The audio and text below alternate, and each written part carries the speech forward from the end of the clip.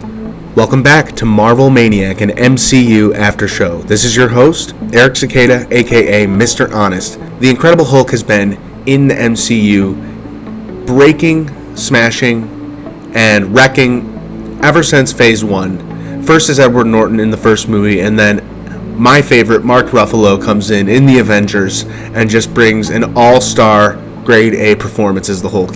And I couldn't think of someone better to cast than Tatiana Maslany as She-Hulk, Jennifer Walters. And that is the name of our series that we are covering this week and the next 9 weeks going forward. She-Hulk, Attorney at Law, is here. And we've been waiting for this one. I've been personally waiting for this one since its announcement quite a long time ago. And yeah, is it a treat to have to break down and discuss with you right now. Not many superheroes can break the fourth wall. Only Deadpool. And Deadpool hasn't been in an official MCU movie, although they may be recanonized into the MCU, the Deadpool movies. However, this is the first Marvel cinematic venture that we are getting fourth wall breaks, which just tells a whole different type of story. It allows for the writing to go in a million different directions that couldn't if not the fourth wall breaks. The first shot of this show starts with one of those fourth wall breaks, somewhat, as Jennifer Walters is practicing her speech for the jury. And this is how the speech goes. What is the responsibility of those with power? Do they merely have an obligation to refrain from the misuse of that power, or do they have a duty to protect those without it? The defendant used their political resources, both political and monetary, for financial gain at the expense of public safety, causing the deaths of innocent people. They did this because they would not be held accountable, that their power shielded them from very real consequences. But today, you, the jury, can prove that's not the case. Show them that they will be held accountable because those with the most power have the most to answer for. Now, we'll get into who she's defending later, as I don't know, as I'm doing a reaction episode this week, so I'm going to be reacting as I go. I find as I record my show, the best way to record it is to be in the moment and record it how I'm feeling that week, and I really want to enjoy the show to the best of my ability as I'm recording the most genuine reactions for you as an audience. In her office, there's a sign that says, "I'm not arguing, I'm just explaining why I'm right." That is the most lawyer sign I've ever seen.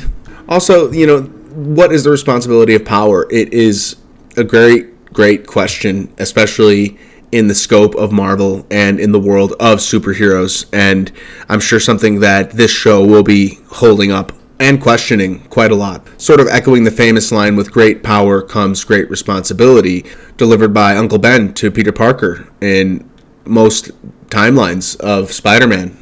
Because those with the most power have the most to answer for. I love that line, and it kind of goes off of "with great power comes great responsibility." I love those parallels.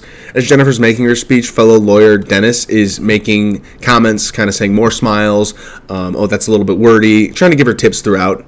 He tries to convince Jennifer that he's better for the case, and Jennifer's paralegal says, "Just get out," and she kicks him out of the room. She tells Jen that it was so good and how you used the weight of civic duty during your closing argument. "I almost cried during it. You just have to top it off with that savage Jen Walters look." And Jen Walters goes, "I don't have a savage Jen Walters look," giving her savage Jen Walters look, which I'll admit is pretty off the bat, pretty signature. It embodies a little bit of Bruce Banner. I see the family resemblance. It's just such good casting. Nikki, her paralegal, says she's going to go on to be a district attorney one day, and Jen goes on to tell her that she just needs to stick the landing on this case. Nikki says, "You will, and if it doesn't go our way, maybe you could just Hulk out." And we're like, what? Oh, she's a Hulk already. We don't need to see the origin. What? The origin story has happened. Jen replies to her that the only hulking out she's going to do is in a legal sense. Jen starts to leave her office, but then she walks back in and does the fourth wall break. And she says, "Yeah, about that, it's true. I am a Hulk." And I'm guessing you're not going to be able to focus on this fun lawyer show until you know all about that. "So let me get you up to speed," she says. She tells us that a few months ago she went on a road trip with her cousin Bruce. Yes, that Bruce. And as we get to Bruce and Jen, they're in the car, and he's telling her about how his arm is starting to heal and that he made this device that keeps him in human form. So this is how Bruce Banner is back to being a human. This has been speculated for a while, and it was wondered maybe this took place between the time of the snap. But no, this is very current, and really, that makes me happy. We want current stories, not too many flashback stories. She tells him that was the longest answer to what have you been up to I've ever heard. And he tells her that, well, you asked me. So they're driving down the road, and Jen is talking about a theory she has about Steve Rogers, and that he didn't have a girlfriend before he went into the service. And Bruce Banner says, what? Says who? And she says the History Channel. And she says he goes from being frozen in ice, as a war hero, to going from world-threatening disaster to world-threatening disaster. And then pretty much like right before this giant thing happens, she blurts out that he's a virgin, which is hilarious, and we know it's not true. Unless, I'm just kidding. It's at this exact moment that a spaceship pulls up in front of their car and causes a giant disaster for them. Right before this, I'll say that Bruce Banner was eating Cheetos with chopsticks as to not get them all over his hands, something that Jen Walters came up with and was telling him about right before the Steve Rogers thing, and they're going all over the car as they're tumbling down a cliff as to not run directly into a spaceship that pulled up right in front of them on this road. So the SUV tumbles down a hill and gets pretty much wrecked, and it goes upside down into the beginning of a forest. Her left arm gets severely gashed, and it doesn't look good. She runs around the SUV barefoot to get to Bruce to save him, to see if he's okay. He can't Hulk out. He has this thing on his arm. She unbuckles Bruce, and he falls from the seat to the ground, and he says he's bleeding. He's kind of mumbling it because he's kind of like half passed out, and he says, "Get away from me, I'm bleeding." And some of his blood falls directly into her wound. This has an immediate effect, and she looks down at her arms, and she sees green going through her arms and her veins. And you see her transform sort of in the SUV's reflection of the door. So 5 minutes into the show, we're getting the transformation. I like how we're not wasting any time. Bruce rolls on the ground, and he looks to start to turn into the Hulk himself as She-Hulk runs into the forest, a bit uncontrollably away from the scene. She wakes up in the forest at night, and she looks at the moon, and she is completely disheveled, and both of her sleeves on her blouse are ripped. She crawls up a hill out of the forest and sees a bar that's called Ideal Sports Bar, a little bit on the nose. She makes her way into the bar, just a bit bewildered. She seems nervous / confused. She makes her way into the women's restroom and starts to clean herself up before a group of women enter. The women think a man did this to her, and they said, "Who did this to you? He does not deserve you," and they immediately start to clean her up. I think it's fantastic camaraderie on their end, and it's just, without question, they're just helping her out. She says she just needs to get cleaned up. She doesn't need to get makeup put on her. And they're like, "Yes, you do." She's like, "Oh." Someone asks her if she has somewhere to go. And Jennifer replies that she has to call her cousin to come and get her. And she asks if she could borrow someone's phone. And every one of the girls offer their phone. Camaraderie. I love it. Later, Jen stands outside the bar wearing one woman's fuzzy coat and another's sparkly heels, giving her a kind of a distinct look, okay? Not that you'd want to assume anything about anyone ever, right? Well, these gentlemen that are about to approach do assume, and, well, they make a bad decision in doing so, don't they? They ask her what she's doing, what her name is, and she said her boyfriend's coming, and they don't really leave her alone when she kind of gives them the signal, "I don't want to talk to you." And they say, "Come on, we're just being friendly," and they start to follow her. Textbook creepy.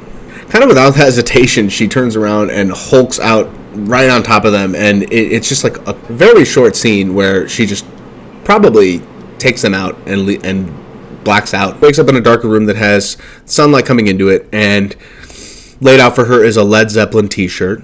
And she walks out of the room slowly, asking hello, and she's looking around, and out on one of the tables is Tony Stark's Iron Man helmet. It's damaged from battle, but what a great Easter egg. Man, anything Iron Man related gets me super stoked.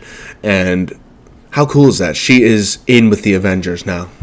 I immediately wonder, is this one of Tony Stark's place, or is this just a memento that Bruce Banner was given after Tony has passed away? She does touch the helmet delicately. She hears like music from afar, so she starts to walk towards it, and it's coming from downstairs. Some mariachi music playing, and you wonder who's listening to this. It's Bruce in Hulk form. Well, the Hulk form that we know from Endgame that, combined brains and brawn. And she says, "You're Hulk again." And he says, "Smart Hulk." He said he thought he'd get a little work done. To Smart Hulk, she replies, "Wow." And he says, "Yeah, I didn't come up with it. You don't really come up with these names."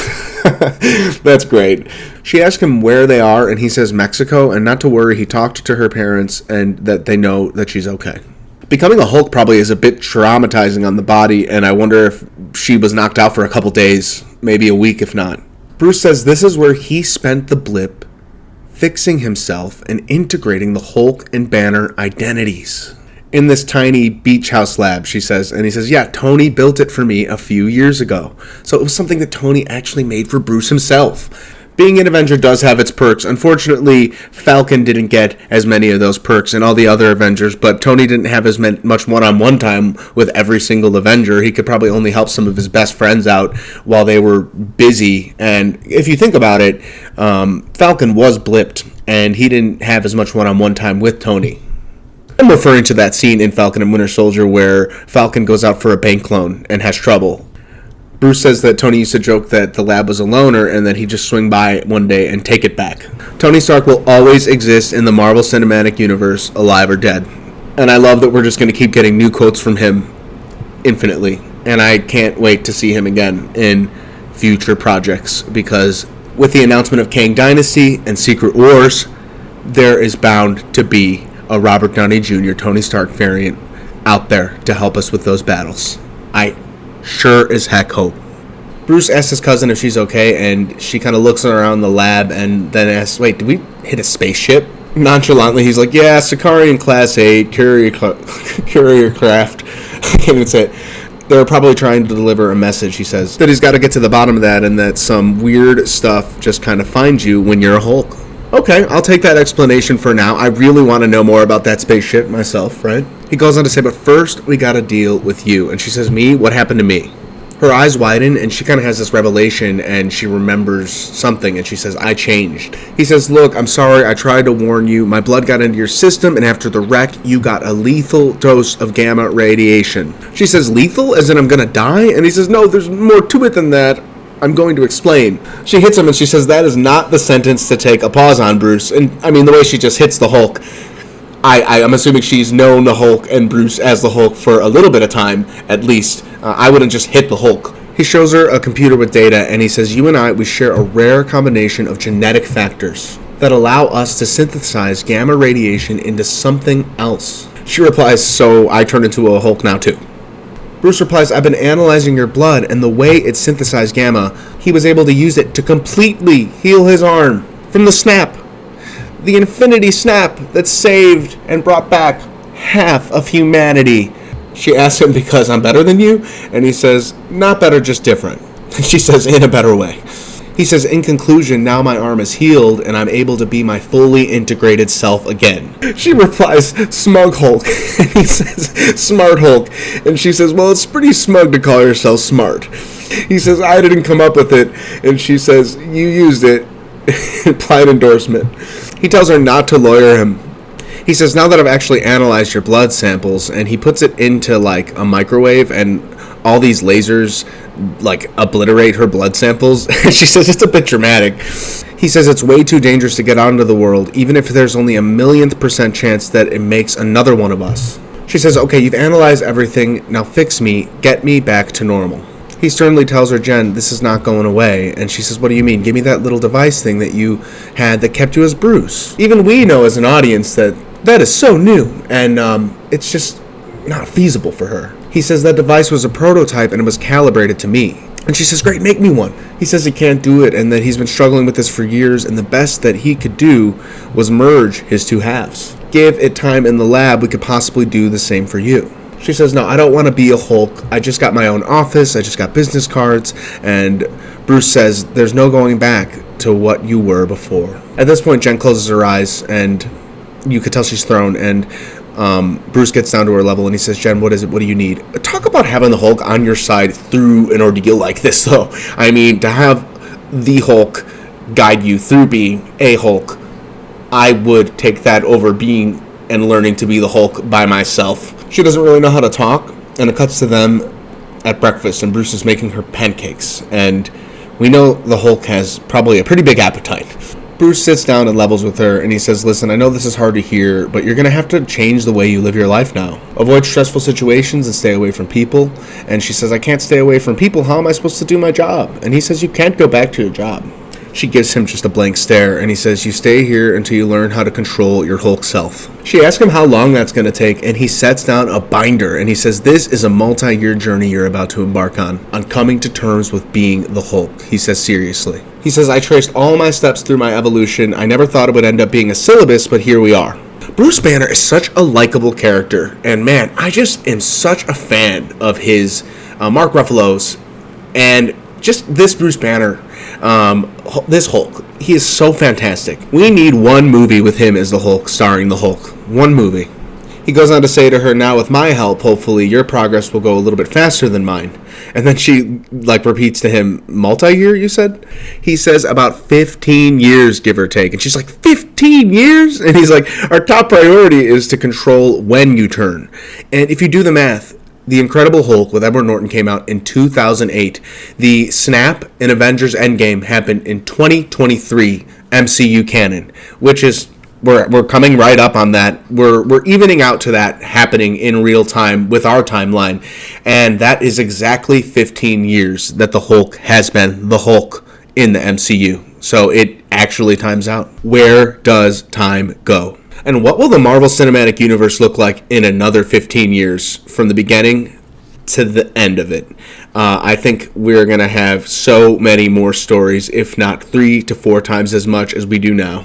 So the next scene, we get Jennifer in Bruce's lab, and she has this thing on her head, and he's trying to collect data. And she says, "I thought the point was to prevent me from turning into a Hulk." And he says, "These transformations are triggered by distressed emotional states. So we need to know the exact threshold that causes it for you." She tells him to put on a Pixar movie. Like when Bing Bong jumps out of the wagon and Inside Out, and then Hulk is like, "Oh no, Bing Bong."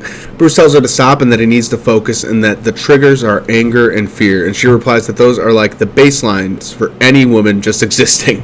He says, "All right then, let's try this." And he presses a red button. She turns around and she sees a wall of saw blades just moving towards her. She says it kind of feels like if I don't transform, I'm gonna die. And she asks if he has a plan B for that, and he says no.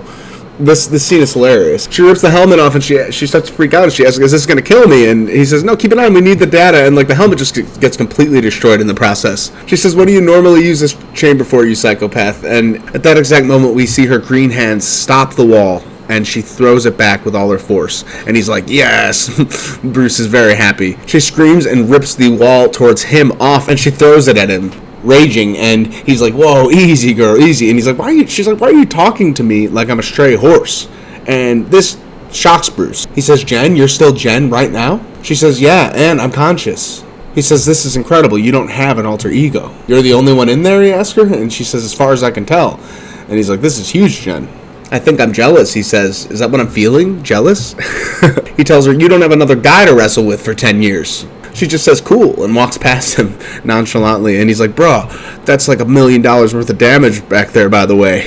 He asks her again, "You really don't feel like there's another hand on the wheel at all?" She faces him and she says, "No, it's just me." She says, "The first time was so intense I could barely remember what was happening, but now it's like it's settled in."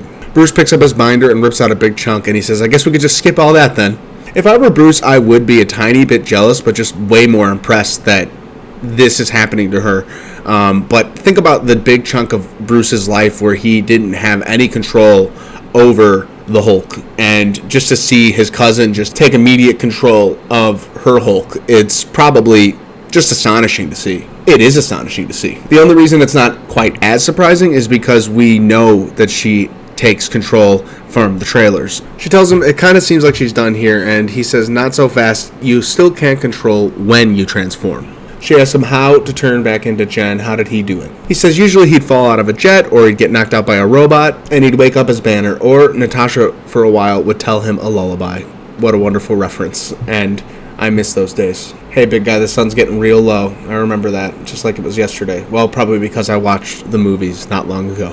She says it seems like the common thread is being unconscious. Bruce reminds her that one time he was stuck as the other guy for over 2 years. Thor Ragnarok was an excellent movie, and this was that time. Her shoulders drop, and he says, "That was in outer space." She says, "I can't stay like this for 2 years. She kind of panics. He kind of sternly again tells her, "You have so much more to learn about being a Hulk. I don't think you've thought through how dangerous this level of power is. Do you know the damage that you can cause? One mistake or one freakout is literally life or death." And she says, "Okay, I'll be careful."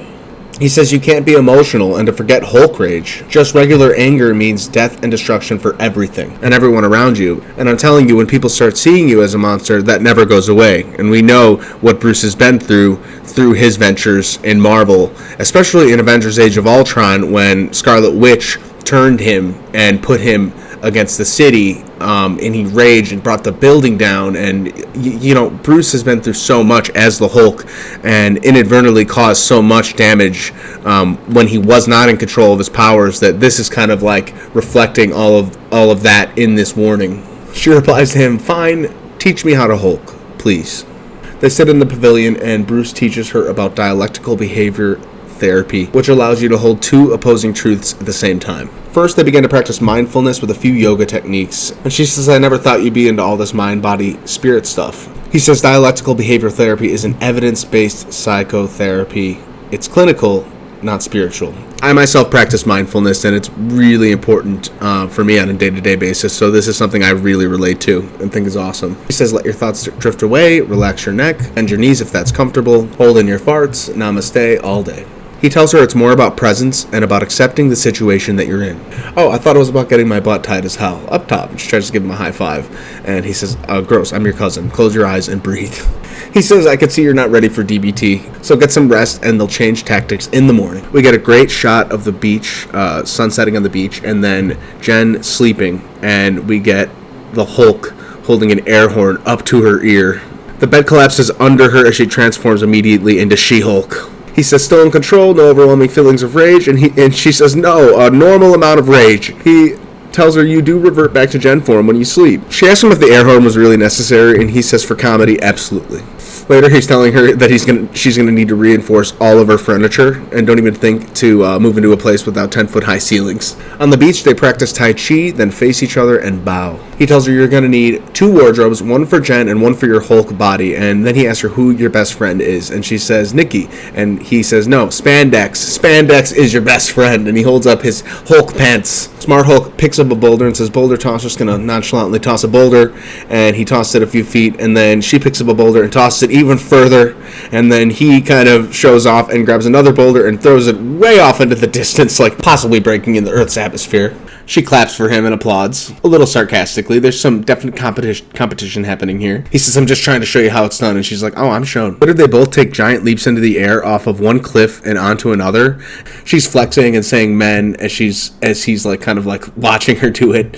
Bruce says being a Hulk asks for balance, and he's holding himself up on both of his arms as Jen strikes several poses, balancing on one hand and kind of flexing, and she gives him a thumbs up. He looks at her kind of angrily. At the end of the cliff, Hulk says ground pound, and he slams the ground, and she does the same, but behind her a bunch of trees fall over. Rocks crumble from the cliff below her, and he just pushes her right off the cliff. He gives him the middle finger as she falls. As she's falling, he calls her a little punk. She says dick move, and he agrees completely, and she says, "I'm clearly nailing all these things. When am I ever going to use this as a lawyer?" And he says, "Jen, when you have powers like this, it's like putting a target on your back and the backs of all the people you care about." She says, "Oh great, yet another way my life is ruined. Thanks, Bruce." And he says, "Okay, I've been showing you all the downsides of being a Hulk, but there are a few upsides." Back at the house, he is shaking up a drink, and he says, "Our body metabolizes alcohol at a faster rate, so we can drink so much and not get drunk." He pours a drink next to what looks like 8 to 9 drinks. "All buzz, no barf," he says. And she says, "That's good." Later, the two sit by the bar at night, and she asks, "You built this bar by hand?" And he says, "Yeah, me and Tony." He says Tony mostly drank and just sat around complaining about Steve. She replies, "Oh, Steve," in a way that makes me wonder if she has a thing for Steve Rogers. I don't know. Who doesn't have a thing for Steve Rogers? It might just be that she's making fun of like the fact that everyone always talks about him as well. Bruce looks down at carved initials of BB and TS, their initials, and he says, "It was a good time during a hard time." This hits. She holds up her drink and says, "To a good time during a hard time," and he holds his up as well. He says, "I'll drink to that." They clink their cups and they both belch really loud, to which it echoes over the beach in which they sit. In the morning, Hulk makes a smoothie, and she tells him, "You forgot to mention that I'd still have to deal with a Hulk-size hangover." And he says, "I'm going to have to put that in the binder." Oh my goodness, that sounds like awful. As she's resting her head on the bar, the air horn goes off again and startles her, but she doesn't turn into Hulk. Maybe one way of not turning into Hulk is being really hungover. We're back to another Hulk meditation session, and Jen wearily asks, when do you think I can leave here? He tells her to let's just focus on each day as they come. She says, I legitimately have a life to get back to, and he says, I know I've been pushing you through a lot, but being a superhero is trial by fire. She says, Bruce, I'm not going to be a superhero. He replies to her, what else are you going to do as a Hulk? She replies, return to my career that I spent years building, use my law degree that I'm still paying off a fortune in student loans for, which I'm sure many can relate to. He says, it's not one or the other, Jen. I'm trying to show you that we can live between what we want and what is. But we can't pretend that we aren't two of the few people on Earth that can actually protect her. Which is why we have to make sure of your ability to tolerate the stress and regulate your emotions, especially your anger, he says. And it's not only at this point, but it's up to this point, we are seeing that Jen Walters and Bruce Banner are two very different people while being related, while having a lot, in common. They are so different. And yeah, she has dealt with a lot of different things in her life, to the fact that maybe she can control this just a little bit better than he has up to this point. She replies, here's the thing, I'm great at controlling my anger, I do it all the time. When I'm catcalled in the street, when incompetent men explain my own area of expertise to me, I do it pretty much every day, because if I don't, I will get called emotional or difficult, or might just literally get murdered. So I'm an expert at controlling my anger because I do it infinitely more than you. She starts to get angry a little bit. So all of this just feels like projecting a lot of shit onto me, she says. And then she transforms at this exact moment, while sitting cross-legged right in front of him.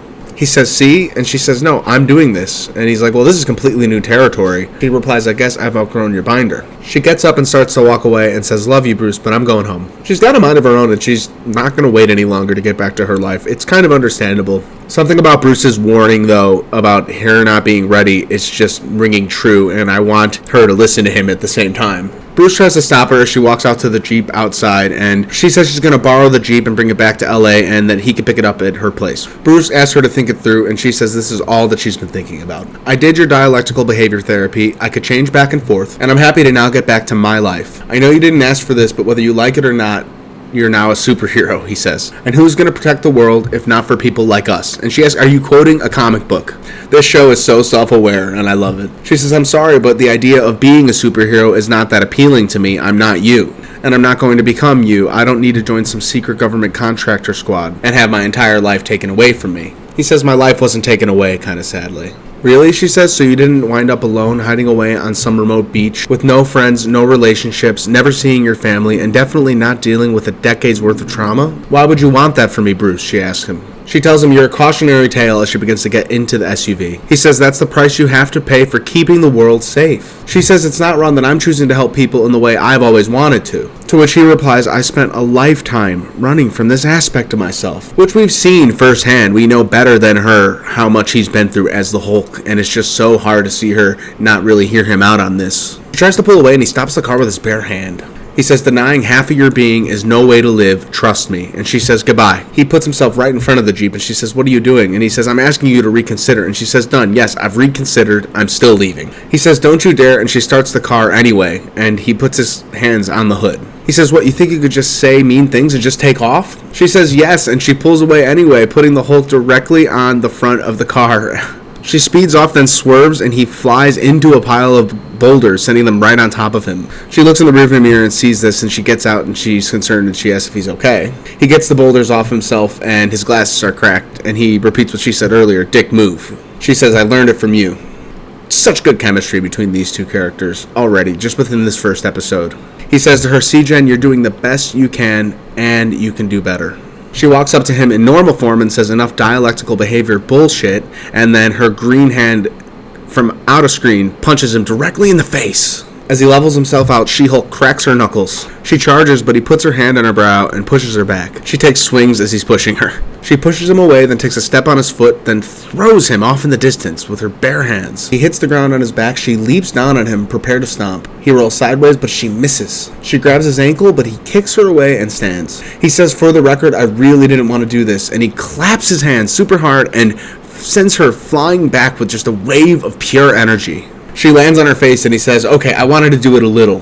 He says in almost the most rageful we've heard him all episode, why wouldn't you listen to someone who's been through this before? She says, because we're different people. He calls her a lunkhead. She calls him a dummy. She claps and tries to repeat the move that he did, the sonic wave clap, I'll call it, and it does nothing. And he's like, is that all you got? And then she claps again, and it starts to happen. She keeps clapping, and gusts start to fly out, and it starts to drive Hulk crazy, and he puts his hands over his ears. He does it until he drops to the ground, and then she walks off. He strikes out of nowhere, coming back, and sends her flying into a palm tree. She grabs that palm tree and sends it back at him, and it has coconuts on it, and those just hit him in the head, and this just makes him even more mad. He charges at her, and she jumps at him, but he just knocks her right back. He breaks through 2 trees and a surfboard stand.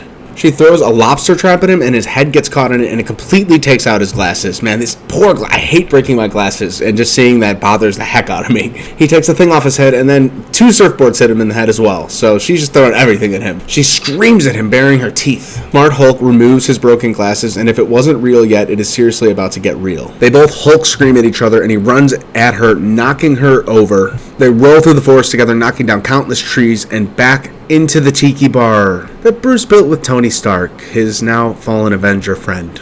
Jen, his friend, who he saved the world with. This isn't the moment in the show where everything goes south for their relationship. He just says, my bar, and he says, you're helping fix it, and it cuts to them doing that exact thing. He says, so if you want to go back to your life as a lawyer, I respect that. He says kind of like angrily, and she says, thanks. He doesn't mean that. She says to us, the audience, and he looks over his shoulder at her as she's looking at us. It's a really, really great moment. Like I said, these fourth wall breaks are going to make for a lot of unique, hilarious moments in this show. Now later, the bar is fixed, and Bruce and Jen eat Cheetos with chopsticks. Nice reference to the beginning of the episode. She lifts one towards him, and so does he, and they toast, and he drops his. As they walk to the SUV, Bruce tells her, just so you know, I'm the only other person in the world that knows what you're going through. And, you feel for Bruce here, because I think Bruce more or less needs this connection with his cousin than she needs the connection with him. And maybe she, for some reason, because of everything that she's going through, doesn't see that just now or just yet. He tells her to call him anytime, and she thanks him, and they give each other a hug. She says, and I'm sorry that I said a bunch of harsh but very true things. And he says, wow, an apology that still doubles down on the thing you were apologizing for. That's very lawyerly. She says, I'm a much better lawyer than I am a Hulk. And he says, now who's smug? She gets into the car and starts it. He tells her, if you change your mind, the door never closes. And she tells him thanks. See you at the next family dinner. She starts the car and pulls away. The gentle giant watches her drive off somberly, and it's hard because I know that Hulk needs somebody right now. We're back in the present, and she says, so that's how it happened, and no crazy Hulk stuff since. So now my family knows, and Nikki knows, and you know. You as in the audience, you and me. Basically, I was right, and Bruce was wrong, and I never have to be a Hulk, she tells us. Okay, so now I'm going to go win this case. Lawyer show, she reminds us. This is a lawyer show. Get ready for law stories. Lawyer show. We get to the courtroom, and the other lawyer's like, my client was well within his right, blah, blah, blah. These accidental deaths were an unfortunate byproduct of an ambitious expansion plan. What? Anyway, as if she's not about to win this case anyway, Jen sits with her colleague lawyer Dennis and Nikki, and Dennis tells her not to screw this up, Walters. She walks over to the jurors and says, ladies and gentlemen of the jury, and just at that moment, exploding through the wall, a character we will learn to be Titania disrupts everything. Not your average lawyer show. Nikki taps Jen and tells her to do her thing, and she says, right now in front of everybody? She says yes as people start to panic. She says, civic duty. Jen, come on, she says. Jen says, I really like this outfit, and then Nikki reminds her, shoes, and she takes her shoes off. I'm assuming Jen has shown Nikki at least once or twice herself in She-Hulk form, since she can do it so willingly. She clenches her fists, and the shoulders of her blazer tear as she morphs into She-Hulk, and her brown eyes turn green. Titania asks, who the hell are you? And she says, Jennifer Walters, attorney at law. She-Hulk gets a desk thrown at her, but she throws it right back. Then Titania brings a flying kick right towards her, and She-Hulk punches her right in the gut and pushes her right back into the wall, knocking her unconscious. Officers head right towards her. Who's that girl? Starts to play, and she puts her shoes back on and transforms back into regular Jen Walters form. Her curly hair disheveled and her suit torn up, she is ready to give her closing argument now. And that is when we cut to credits. That is our first episode. The ending credits are courtroom sketches of her as She-Hulk, and there's some Easter eggs in here, and one of them being, she's holding up a cup that says Avengers, and it has lipstick on it. kind of like Avon the makeup, I'm guessing. Another sketch, Jen and Nikki toast at a bar. In another one, she stands as She-Hulk in her lawyer outfit in an elevator full of regular people, and she looks kind of embarrassed to be She-Hulk, and the elevator's really tight. In another sketch, Smart Hulk pulls a box of Cheetos. I'm sorry, like 50 boxes of Cheetos while she holds up spandex in front of him. Another sketch shows Bruce fixing up his lab as Smart Hulk. Another image shows her with a whole diagram trying to explain how Captain America is a virgin, which is just great. And I like that Hulk is just there to entertain this for her. Another sketch shows her what looks to be surrounded by family. We may meet them in later episodes. We may get a lot of this in later episodes. We get another post-credits scene with her saying, "It's so sad, Steve Rogers did so much for his country and never got to experience sex." She says, "Did you see that ass? That ass did not deserve to die a virgin." It's like so sad, and she's pretty wasted here, but she is in regular human form. So at some point at the bar, she did revert back and start getting wasted, hence her probably being really hungover the next day. And Hulk replies, "Steve Rogers is not a virgin. He lost his virginity to a girl in 1943 on the USO tour." And a direct reaction to the scene, finding out she's faking it. She says, "Yes, I knew it." And he's like, "You're not drunk?" And she says, "Captain America," cuts off. F's. It's her own Avengers Assemble moment.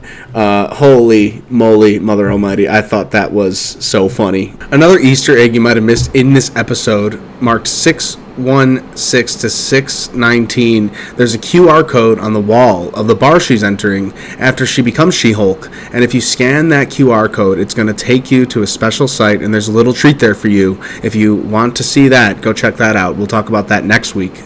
Potentially, Jennifer Walters could be in the Marvel Cinematic Universe as long as it goes forward, and defending superheroes and supervillains and going toe-to-toe with some of our favorite heroes. We are going to see a lot of her, and I think this first episode really paved the way for a lot of really awesome stories to be told. Jessica Gao, the head writer, did a phenomenal job with this first episode, and I cannot wait to see what she does with the rest of the series. The MCU does a really fantastic job at building its characters, and I'm really looking forward to see where this show takes our hero.